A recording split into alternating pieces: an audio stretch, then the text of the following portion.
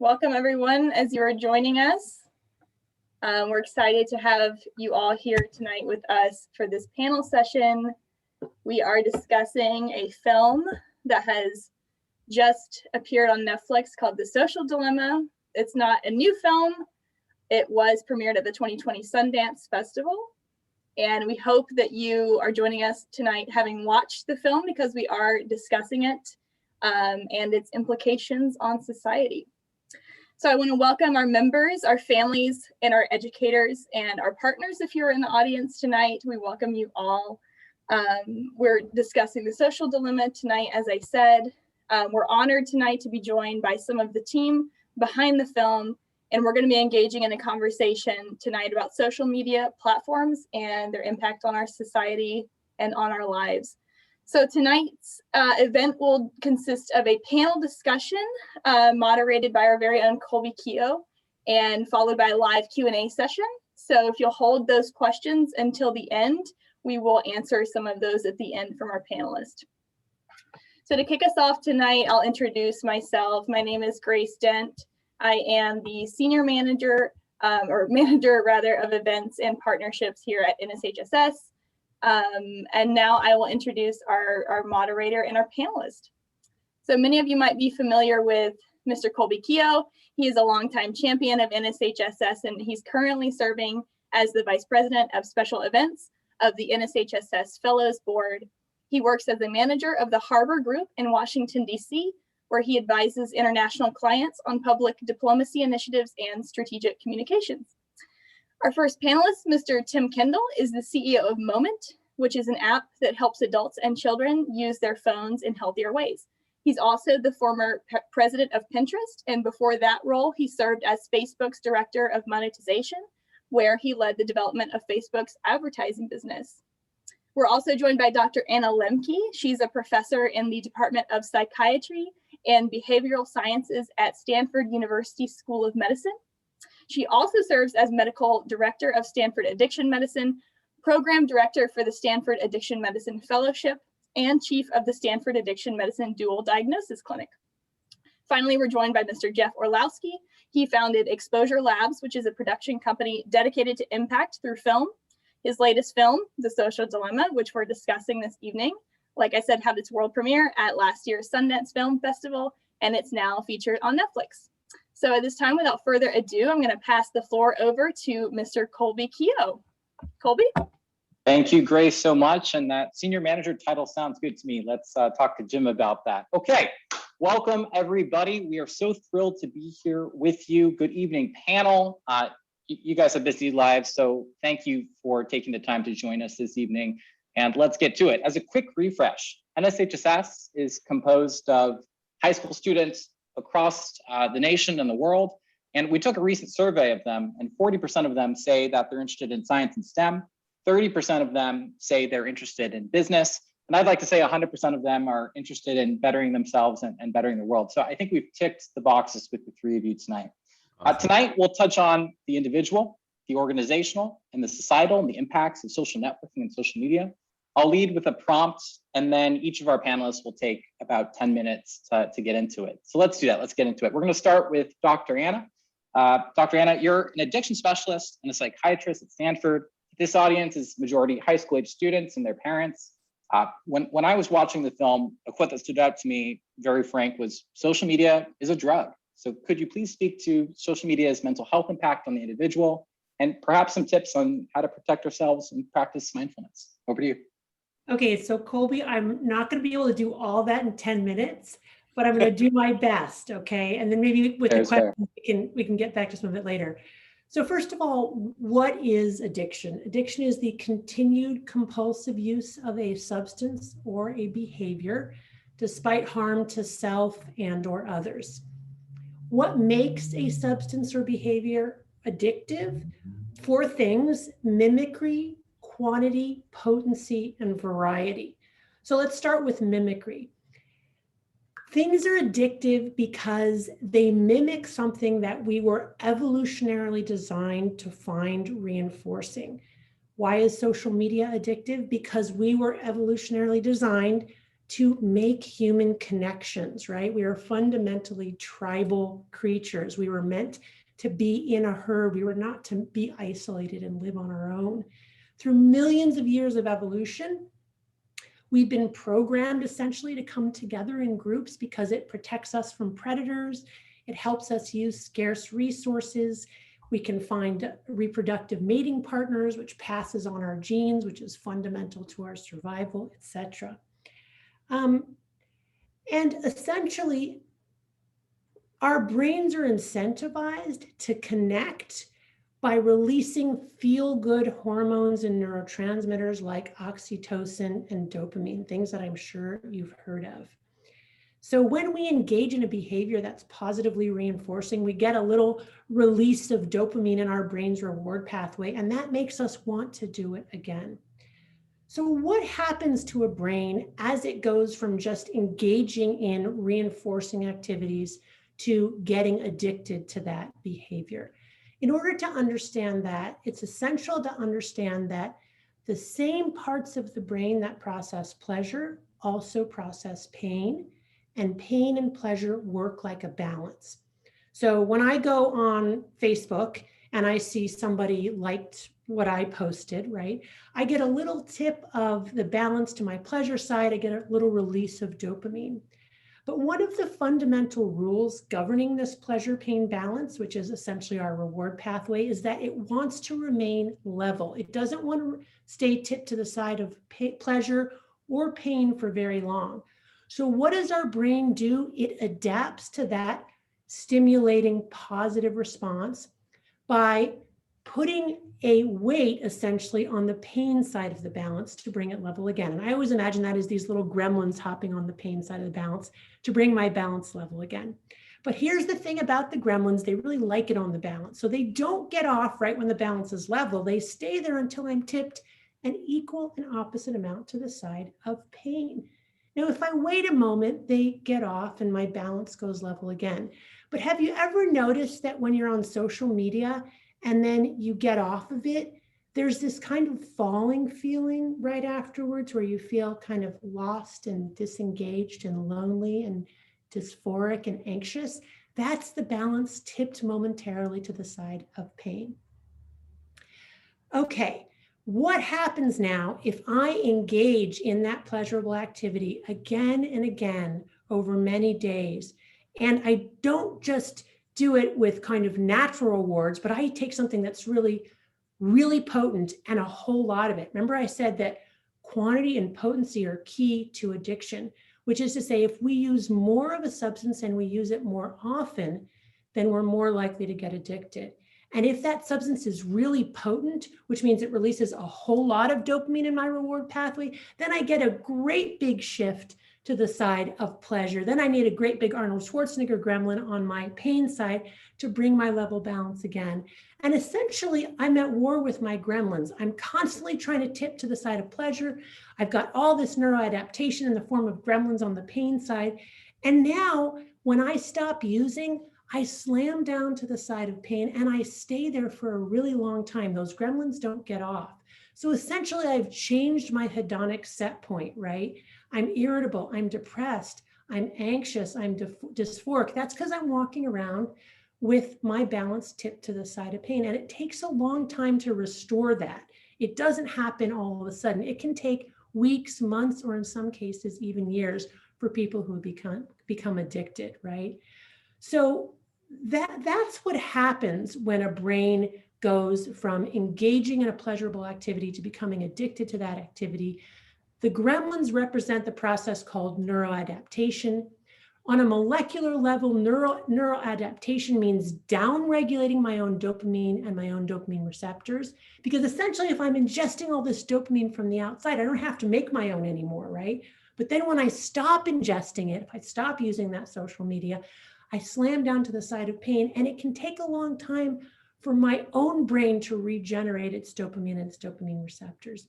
And this is really important because I will see a lot of folks coming in saying they're anxious and depressed and that they use social media in order to feel better, that it's the only thing that makes them feel better. And if only I, Dr. Lemke, could help them with their anxiety and depression, they wouldn't have to use social media.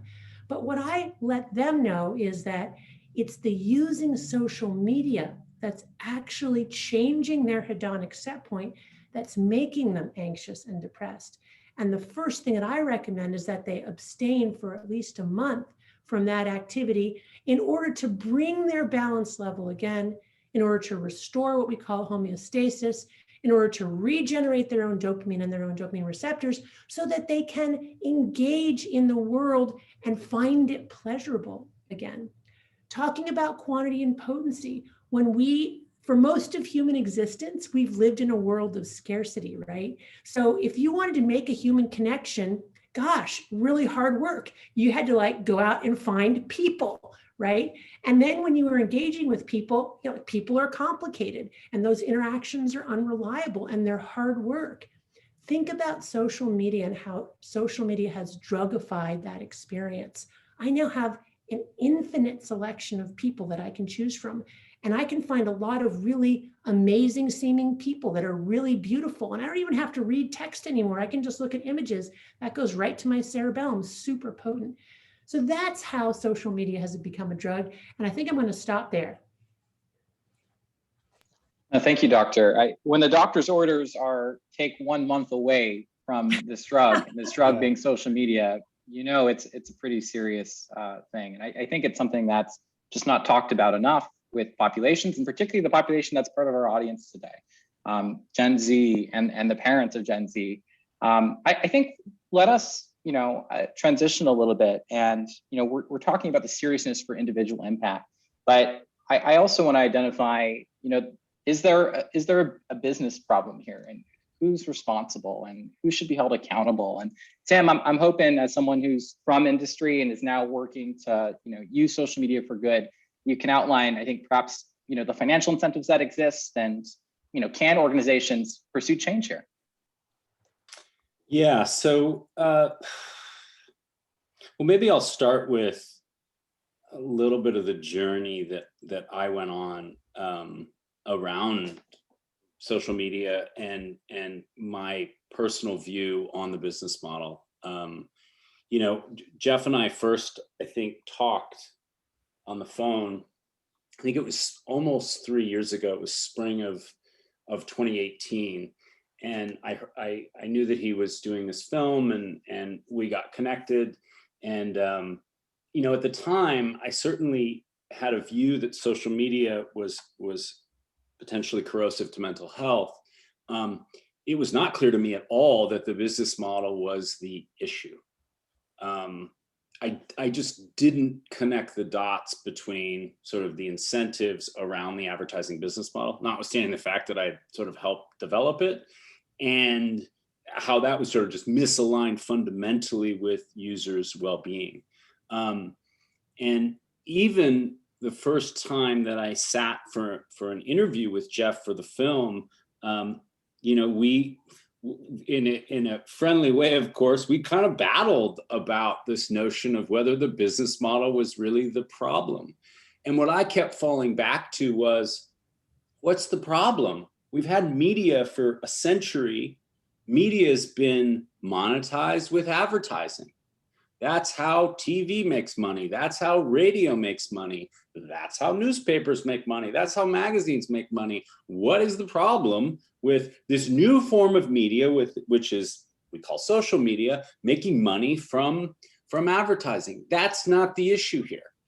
And so I have to say that having gone through that interview, that first interview with Jeff, which was hours and hours, it definitely gave me pause, but it wasn't for another 6 to 9 months of processing, thinking about those interviews, thinking about my work at Moment, which is really trying to get at the sort of root cause of why people spend so much time on their phone, even though, to Dr. Lemke's point, at the end, they regret it. And so it really wasn't until roughly a year later that I really did have this reckoning where I just realized, and it seems so obvious, right? You've all watched the film, so you're probably wondering, why was Tim so dense? And and I'm sure there were lots of reasons. First of all, I don't think there was consensus in the world on this in the same way that there is now, in the way that the film has brought us to that consensus. I also think that, I was proud of what I did at Facebook. I thought I built helped them build a pretty good little business. And I think I didn't really realize this consciously, but I think that acknowledging that was the flaw was sort of like, talking about one of your children as flawed and broken and maybe needing to be swapped out. So I think that slowed me down on the realization. But I absolutely made that realization and emailed Jeff and said, Jeff, I think I have a different view than when we first talked. And if it makes sense, I'm happy to chat more on film if that would help the cause, because I'm now fully on board with your point of view that social media is corrosive and the core problem is the business model. I will say that two other quick things, just I think lenses on that point. I think one is that in Silicon Valley and even beyond that, in the world of entrepreneurship and the world of challenging sort of the incumbent, which is like the big company out there that's dominating, in that world, there is this whole narrative and fable around David and Goliath, right? That goes along with it, which is we're the little startup trying to knock down Microsoft, right? That's how Google felt. And then Google became Google. And now they're, being sued by 46 attorney generals for antitrust. They're Goliath now. And I think one of the things that happens is, I think one of the core issues here is that these companies get started and they internalize to their very core that they are David. And they act and behave like David. They justify a lot of crazy and scrappy behavior in the name of being David. And then they just can't segue into this realization that they're Goliath, and that there's a lot of responsibility that comes with being an incumbent in any industry. I think you have a societal responsibility. I think you have a responsibility to all of your stakeholders.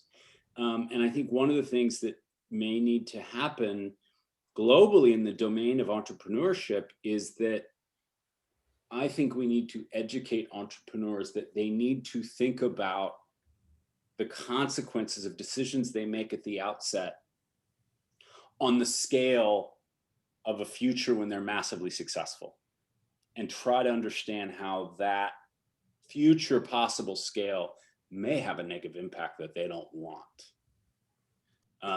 And I think that Facebook is certainly an illustration of that. And I think had that work been done, it didn't occur to any of us to do it. Maybe we could have avoided some of what we're dealing with now. And then the second lens that I would just add is, I really do think that big social, this crisis that we're in around their extractive business model taking a toll on us as individuals and our health and well-being, but also our society, is absolutely another one of those crisis of big companies. We go back to big oil and big tobacco. Those are, well, tobacco was, and big oil still is, a crisis of big companies. Extracting and causing taking a toll on the world in the name of capitalism and profits. And we have seen and continue to see the same thing with big sugar and big food, and the havoc that those industries are wreaking on our health and well-being. There's 300 million people in the United States. 100 million of them are pre-diabetic or diabetic. And that is all traced back to the practices and addictive nature of big sugar products and big food products. And we are now in the big social realm. Unfortunately, we haven't conquered completely those other big guy realms. And now we're in a brand new big guy realm. It's another one of those. And it's got a lot of the same characteristics. So my hope is that we can figure out a path out of this, solve it, and hopefully not create a new one. Tim, I appreciate you, I think, taking us through, the transformation, the evolution of kind of your view on this. I think it's helpful for folks to hear about that and kind of the realities. And this is discussed in the film, so I'm not making this up, but like the core tenets of like social media and the purpose of connecting people, I mean, those things were achieved, right? Introducing people and ensuring that you're connected to friends and family around the world. I mean, personally, I couldn't speak to my relatives in Cambodia without social media at this point. Right. And so there are certain benefits to social media that, I think companies and the people who worked for them definitely achieved. We're getting some good questions and we're going to get to them, everybody. Yeah, interrupt real quickly on that, because I think this is where it fell apart. It fell apart when the objective that you had, which was to connect socially with the people that mattered to you most, diverged from their objective, which was to get you to spend as much time as possible, which meant, Colby's connected to everybody he knows, but let's get him connected to more people, acquaintances, people he doesn't even really care about, because it turns out that the voyeuristic aspect of learning about what people you don't even care about are doing is good for business. Not really good for your mental health to see all these people who you don't really care about having great lives that look better than yours. It was great for Facebook. And that just went down that path. And that's the divergence. And that's where the misalignment of incentives plays out.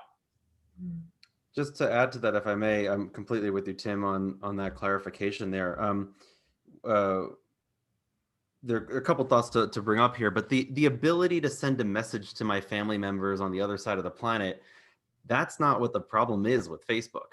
That's also not what the business model is. That's not what, like, the feed, an algorithmically driven feed to not only connect you to every acquaintance and every person you've ever met, and now usurp the word friend and try to convince you that they're all friends. But then let's show you all the types of content that they might be seeing or might be looking at. Let's figure out what Colby's going to click on and engage with.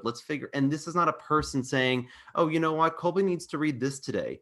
And I think this is going to be helpful for Colby tomorrow. And this is a curriculum, or this is like, positive contributions to your life. It is just a machine learning algorithm that is reverse engineering whatever the hell sticks to your brain, regardless of truth, regardless of emotional impact, regardless of political persuasion or accuracy or whatever. It is literally just going to take everything and anything in from any aspect of the world, like anything, feed us your garbage, and we're going to amplify all of it and see what sticks.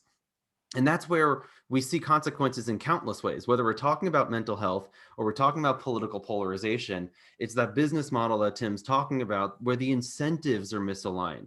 And I just want to reiterate what Tim was getting at. Like, these aren't platforms for connection. They're not designed around and for connection anymore, right? And that's not how they make their money. And this is not an anti-technology conversation as well. We are connecting right now. The four of us are having a conversation with 180 something, 200 something people listening in. And this is a great use of technology, right? This is a really phenomenal use of technology where somebody paid for this account for us to have this conversation.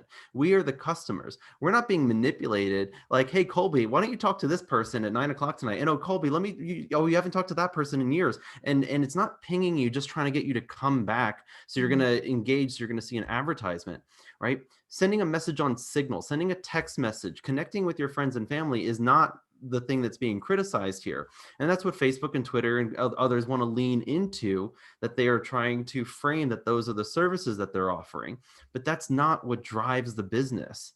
And so I think that's a distinction just to add to that.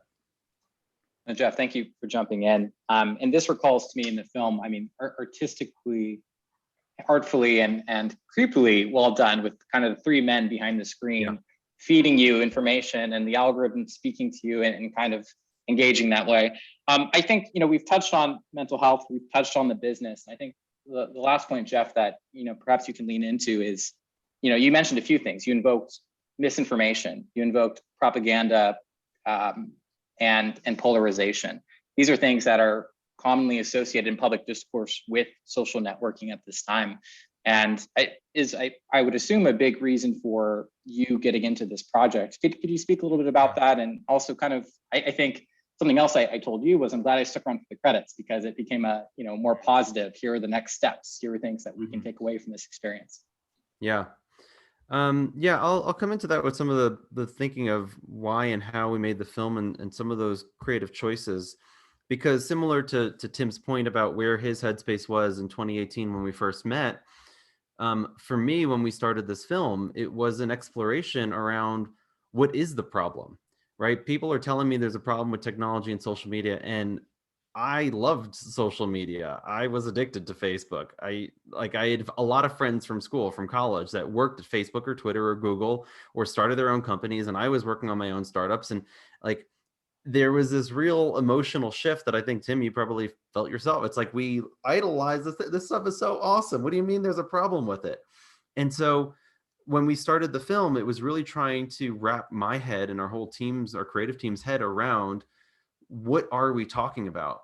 And we started to map out this sort of spectrum from the individual to the societal consequences, what Dr. Lemke spoke so eloquently about in terms of how we individually respond to these platforms that keep pulling us back in. And that, in many ways, is the core glue and the core hub for why we're getting all of these cascading problems. Right? The thing that triggers your dopamine is different than the thing that triggers somebody else's dopamine. And it doesn't matter what the content is, the machine learning algorithms that represented by those three, the Vinnie Kartheisers, the Madman actor and triplicate, trying to figure out what worked on that one kid in the film. And that is what algorithms are doing to all of us. If you use Facebook or Twitter or Snapchat or Instagram or Google or YouTube, there is an algorithm from each of those companies. There are multiple algorithms that are operating off of a model of you for all of those companies. Google has a perception of me. Twitter has a perception of me. Snapchat has a perception of me. And they're all trying to figure out, how can each of them steal a little bit more slice of my life and my time? If they can get me from 10 minutes to 15 minutes, they just, increased by 50% the potential revenue from me. If they can move me from 100 friends to 500 friends, they've just 5x'd the potential revenue from me. Every time I make a post, now 500 people might see it. Oh, 5,000 people might see it instead of 500, right? That is all being done by a computer system, figuring out, how do we grow as fast as we can? How do we make as much money as we can? And let's just show people whatever the hell works on them to get them to come back. And nobody is reviewing that. Right? The fact checkers and everything, these are all like at the end of the line checking, okay, when a lot of people complained about something, we're going to remove it after the fact. And, oh, misinformation about, fill in the blank has reached hundreds of thousands of people before it gets regulated. Right? The drive, the chemical drive that's happening in our brain that Dr. Lemke spoke to is what's driving political polarization, misinformation going viral, conspiracy theories going viral, misinformation on COVID going viral, right? All of those things are just a straight up function of the way this technology is being designed. And it was those realizations where, when we got into the film, we realized, wait a second, this is not just like, oh yeah, I use social media a little bit too much. This is, oh, Silicon Valley has designed technology that exists in billions of people's hands and pockets that can puppeteer and steer the way they see and understand the world, that can shift their emotional moods, that can shift their thinking of what is true or not true. And if you take that experiment and run it for a decade, that's where we are now. And then take this experiment, run it for another decade. We are screwed if we run this experiment for another decade. Right? At the individual level and at the societal level, we're screwed if we run this for another decade. And that's the realization that I have come to in the process of making this film. So I appreciate the comments and the questions around, like, how do we get off of social media? This is a bigger, like, we can talk through that a bit and how we get any individual person off of it. For me, while we were making the film, I stopped using Facebook, which was my drug of choice, which was a thing that had figured me out. I got onto it during college. I had so many friends and family on it, and it figured me out. It knew. I mean, I looked back at my posts and my Facebook history, and I could feel how Facebook's algorithms pushed me down a political path. And I can see that now years later and be like, wait a sec, I don't even remember seeing that. I posted that. Oh, people affirmed with the things that like, I had no recollection of some of the very specific things, but you could see a trend that happened when you look back at it years later. While we were making the film, I stopped using it, and it was hard. It was like full on the symptoms of withdrawal. I replaced it with a news app. So anytime I felt the pull, I went to, I don't need Facebook right now. Let me check the news instead, and tried to use that as a way to wean myself off of it. I deleted the app from my phone, but I still wanted to use it. So I was logged in on my web browser, and then I'd go to the web browser, and like, it was more cumbersome, but I'd go to Facebook, mobile, facebook.com, and then I'd scroll through there, and it was a little challenging to use, but I was glad that it was more challenging to use. And then I started getting, what I learned about were these resurrections. And Tim and I spoke quite a bit about this. I learned about this. I'll give my story, and then Tim, if there's more for you to add. But I started seeing Facebook sent me emails. And I started getting more and more emails from Facebook. And, oh, this person posted a photo of you. Oh, this person tagged you in a photo, this person. And then I blocked those. I was like, no more of that. Then I started getting text messages. Oh, this family member, this work colleague, this friend from college. Oh, this girl that you had a crush on in high school just posted a new photo. I mean, that was the one that I was like, it made it so easy for me to stop using them at this point, because I could feel how manipulative this whole system was. And I recognized this is not to make my life better. This is just to get me to come back to see more ads. It was just like a fishing expedition. They were just throwing hooks in the water to see what would stick. And it was, I felt such anger at that point around, like, how dare you do this? Like, how dare you do this to billions of people? But I'm feeling it right now in real time. And so that made it really easy for me to stop using it. And I still connect with my friends and family. I still reach out to them. I can still FaceTime or send a message on Signal or send a text message or meet up in person, right? It didn't stop my ability to connect with the people who I cared about. But this whole process made me realize just how misaligned these systems were. Facebook is not designed for you to live a better life, nor is Instagram, nor is Snapchat, nor is whatever app you're using. TikTok is not trying to make you feel better, right? It has figured out a way to hack your psychology, to hack your emotions, to hack your brain, and to make a shitload of money off of it. And I'll stop there. And Jeff, thanks for sharing. Actually, one of the questions from, I think, folks was, how do each of you utilize social media in your own lives, if at all? So you dived into it. I've stopped using Facebook, stopped using Twitter, stopped using all of those platforms.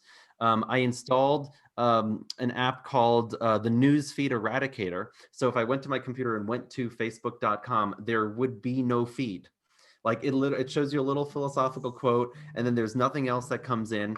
And I can still like find that friend that I knew in high school if I really needed to reach out to them for something, but there's I don't use any social media. I don't take any recommendations that YouTube gives me. I have plugins to block all of that. So never ever taking any recommendations from YouTube, but I'll still go to YouTube if I need to find a particular thing. And I'll still watch a video, but that's how I navigate it.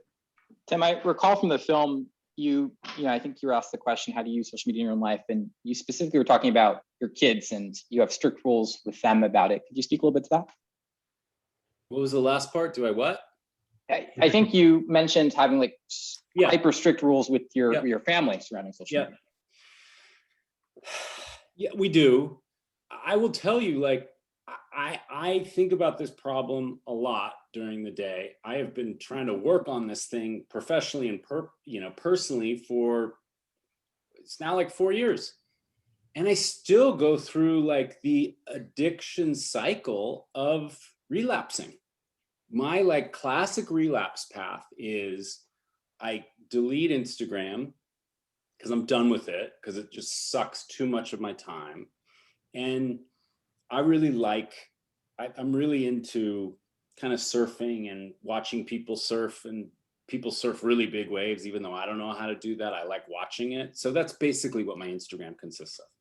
But it can literally take an hour of my time and I just don't know where it went. So I delete it because it took too much time. And then, I go through like a rationalization 3 weeks later to just put it on for a little bit, and then it stays on. I've been pretty good lately. I think my family's pretty good. I'd say that the two quick things that I will tell people that I think are going to be, well, I'll just share one because the second one's just convoluted and difficult to explain. I think that this thing, ironically, can really help. This is an Apple Watch. Doesn't have to be an Apple Watch. It could be any like wearable. But the great thing about this is, at least the newer versions, you can use on their own without a phone. And so, as opposed to just getting off my phone for an entire day and not being able to text people or take a phone call or get directions or check the weather, basically the core utilities of what I still would like to have for technology are on this device. And I can turn my phone off.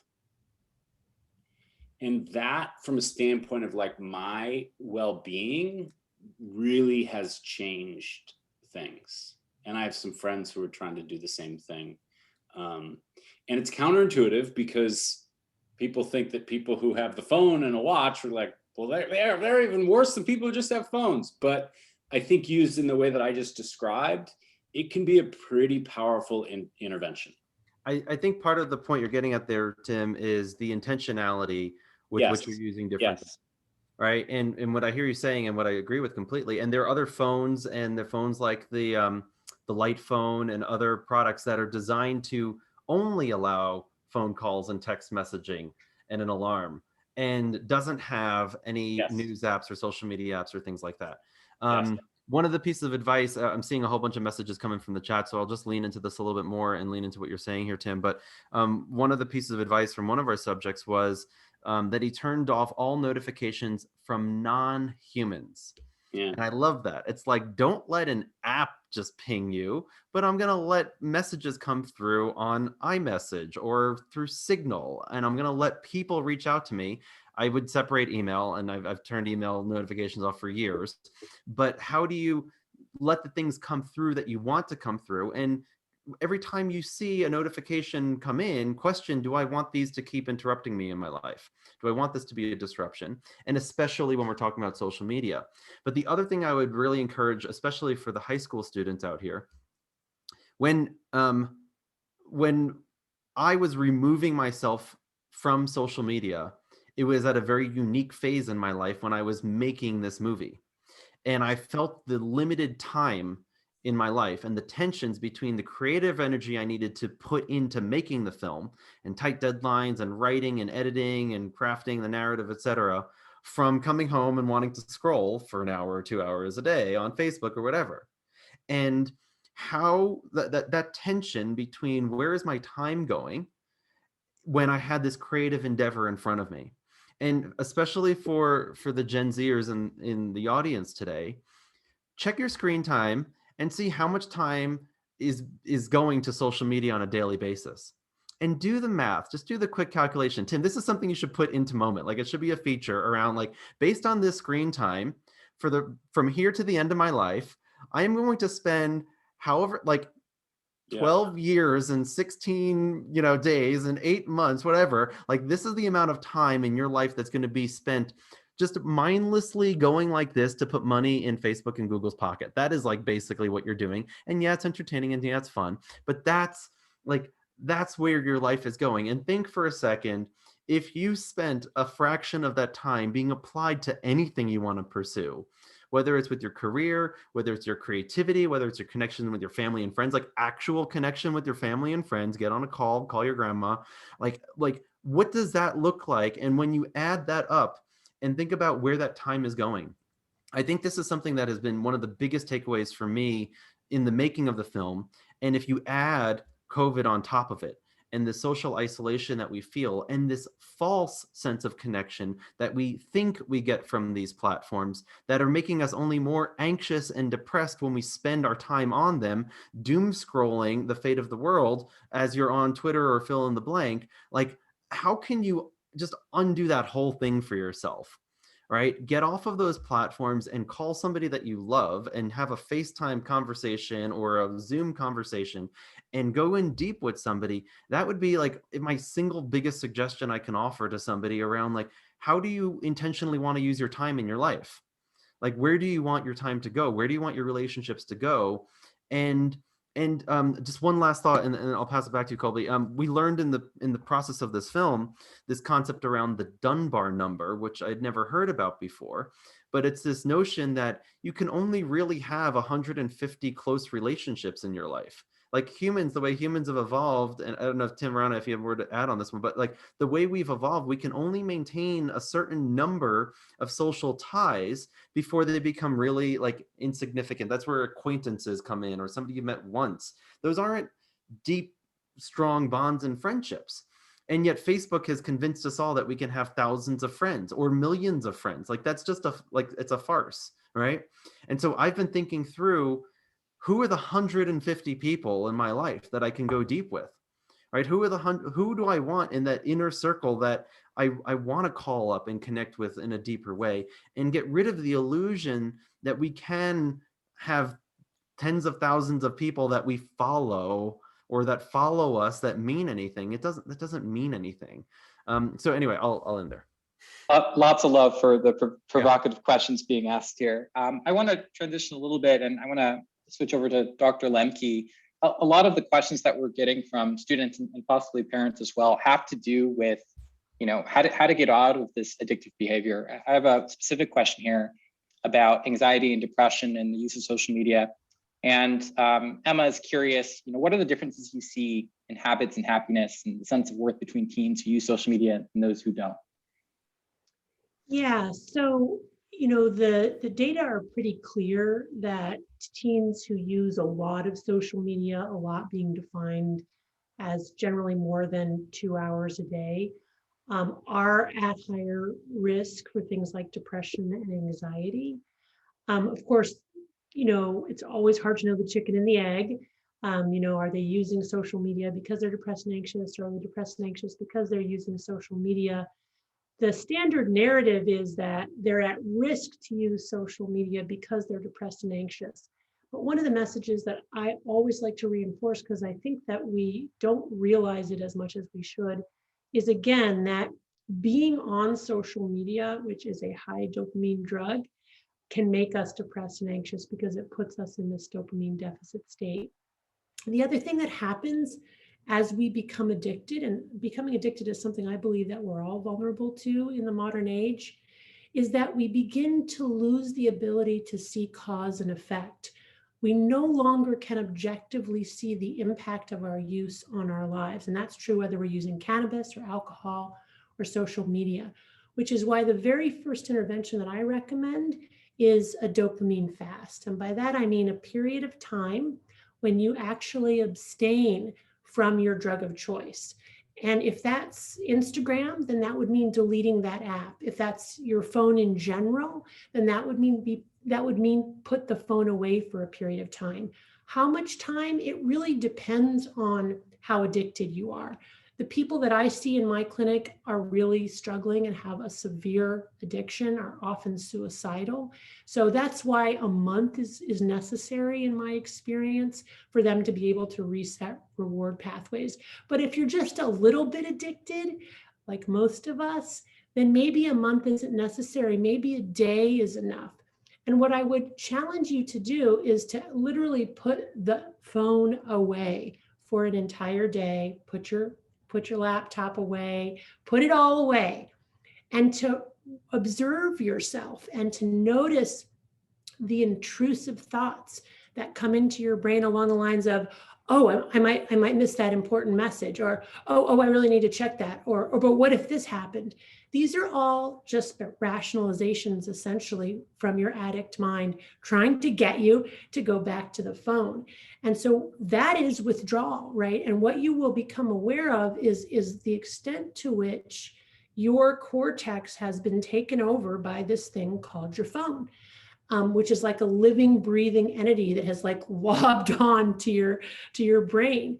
But as you go through that period of withdrawal, you will observe that those thoughts dissipate. And I think even a 24-hour period of abstinence will allow you to see this cycle in yourself. I know I've seen it in myself. Your intrusive thoughts, thinking about the phone, feeling urgency, like you must do it. But if you can get to about half a day, what you'll notice is those thoughts start to minimize and dissipate. And what happens is fascinating. You will experience a kind of broadening and opening up of your awareness and consciousness, an ability to have a sustained thought or a new thought or an original thought that you cannot have when you're constantly reacting to social media or to whatever's coming through on your phone. And it's a really fascinating experience to have. So instead of giving you specific prescriptives about how much or which app or how long, challenge yourself with an experiment like this one.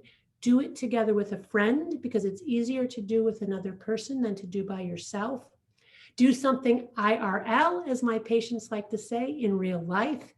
And just notice the experience. And when you get through to the end, look back and you'll be able with much more clarity to see the ways in which social media is not a positive thing in your life. Again, when we're in our addiction, we can't see it. When we get some distance, we can look back and go, oh, yeah. That's what I would recommend you challenge yourself with. If you're somebody who's really struggling with more significant anxiety, depression, and compulsive overuse, then I would recommend you go see a specialist and actually get some professional help to do this process, which I think is the first thing to do, but to do it in a way that's safe and probably over a longer time period. There was one question, are rehabs 30 days? Because that's how long it takes to reset reward pathways. Probably, right? For people who become severely addicted, in my experience, the first 2 weeks of abstinence are intense withdrawal. The second 2 weeks, you start to feel better. You need about a minimum of a month if you're severely addicted to get that breathing room. But if you're just a little bit addicted, a day might do it. I just want to add something really quick, which is that I think that one of the biggest disservices we've done to ourselves as a society is define addiction as the perception of addiction is really just about, for the most part, and it's completely untrue, it's about substances and alcohol. And to Dr. Lemke's point, we are all susceptible and vulnerable to many different kinds of addiction. And my personal experience with it is that when I get one domain of addiction under control, another one rears its ugly head. So I might get, I get this under control, and the next night I'm eating a box of cookies. And I've had to come to that on my own. No one really writes about that for people who are not, on Skid Row or on the street and addicted to heroin. But it's a real thing across really most humans. And if that perception could shift, I think we would all be in a better position to sort of understand what the tricks our brain is playing on us. Yeah, right. And Tim, I appreciate that nuance. And Dr. Anna, thank you for, I think, providing concrete steps for people that are listening here. And I like the idea of experimenting with a friend and making it like an inclusive experience. As we begin to wrap, everyone, I thought we, attempt to go at a positive direction here.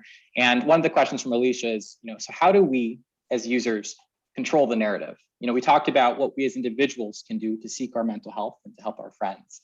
But I think points of the film point to how can we as society take steps to address this? And is there a movement that needs to happen? Is there collective action that needs to happen? I'll look to the panel, but Jeff, I'm sure you have thoughts on this too. Yeah, I'm happy to jump in. So many different ways to take your question. And I resonate with this because it can feel daunting and overwhelming sometimes when it feels like such an unsolvable problem in some ways. I think we need action at the individual and at the collective level, right? So to some degree, if you're identifying your own usage and how you want to or can or choose to shift your own usage, but if you still are on those platforms, how do you get these ideas out to other people as well? And how do you use the system to change the system? If you are using social media platforms, are you getting a skewed view of the world, or are you getting a whole and complete view of the world? Are you getting information from diverse news sources? Are you like, what is the filtering and the filter bubble that's happening around you? I do think that we need legislation. I don't think that the tech companies are going to solve this on their own, as we have seen them not solve this on their own for the last decade. And we're seeing a lot of conversation in politics. I mean, our team, I've engaged with 25 plus politicians from around the world since we launched the film, with more and more happening. I did a panel 2 days ago with European parliamentary members, Israeli, American, European, Canadian parliament members that we've been speaking to in Congress and senators.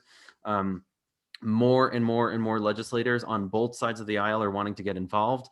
Both Lindsey Graham and Nancy Pelosi on the left and the right sides of the aisle have both spoken about the film publicly and talking about it. So I think there are huge opportunities for change. But part of that is that politicians only really go where the wind takes them. And that comes from the public and comes from public pressure. And it might seem distant or remote for you potentially, but you know, the quintessential notion of telling your representatives what you think is important and is meaningful. So you always have that opportunity here to reach out to your representative. It's easy to find their contact information online, or just find their social media tags and just blast their social media tags with what are they doing about big social and putting pressure on politicians. So by all means, I think a movement is necessary and needed for us to take action at that political level. And lastly, like that's what our team is doing. We have a whole team dedicated to doing conversations like this, getting the message out there and engaging.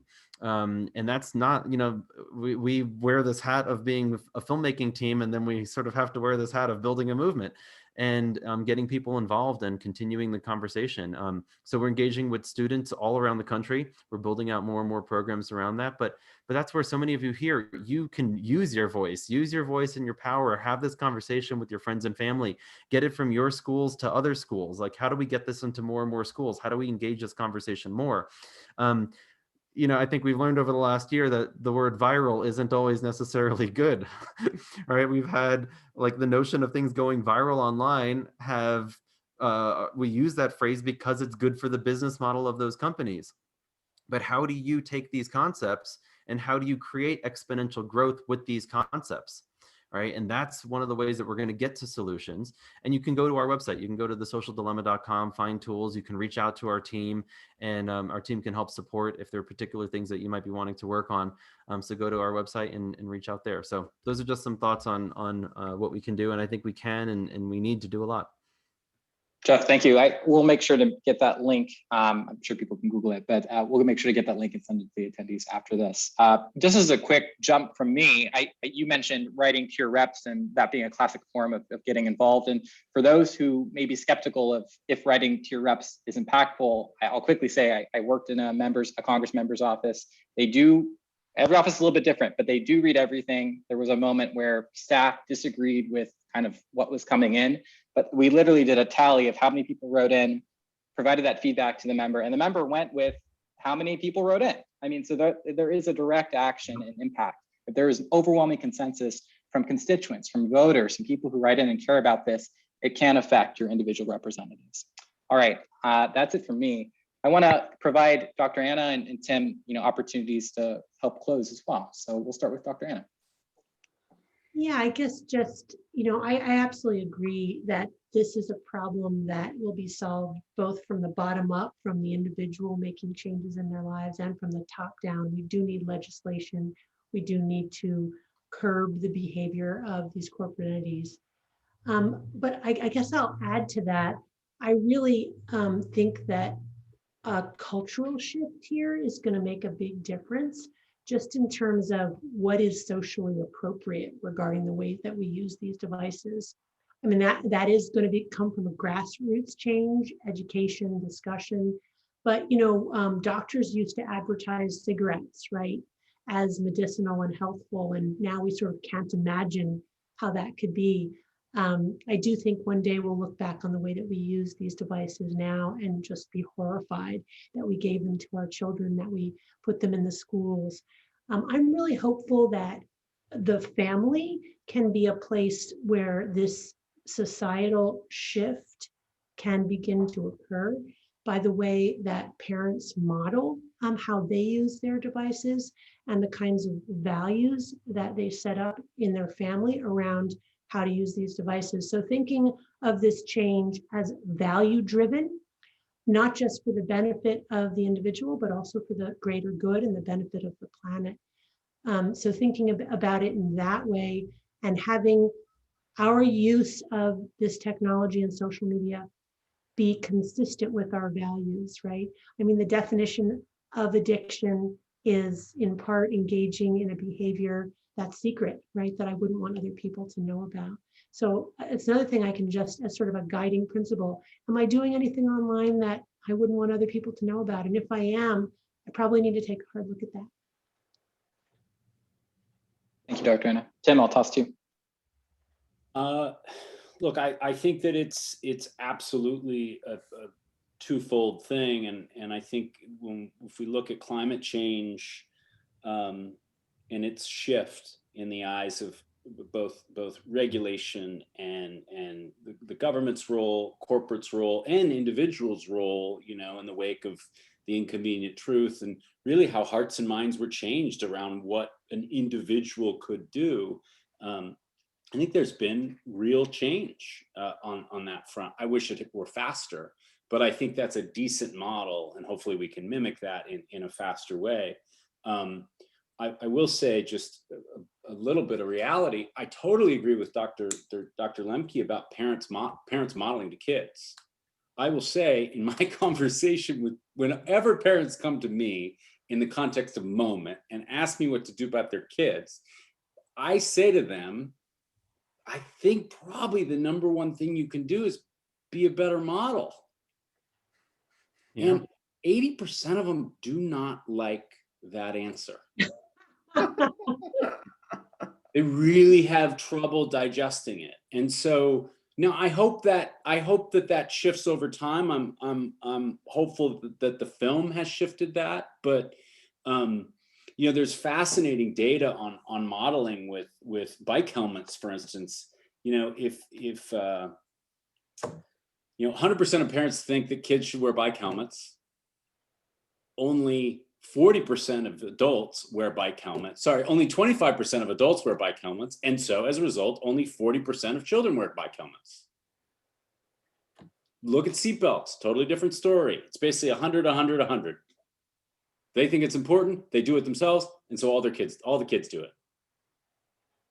It's like clear as day to me, but so that's like an impediment, I think, on the cultural side that I hope that we can break through.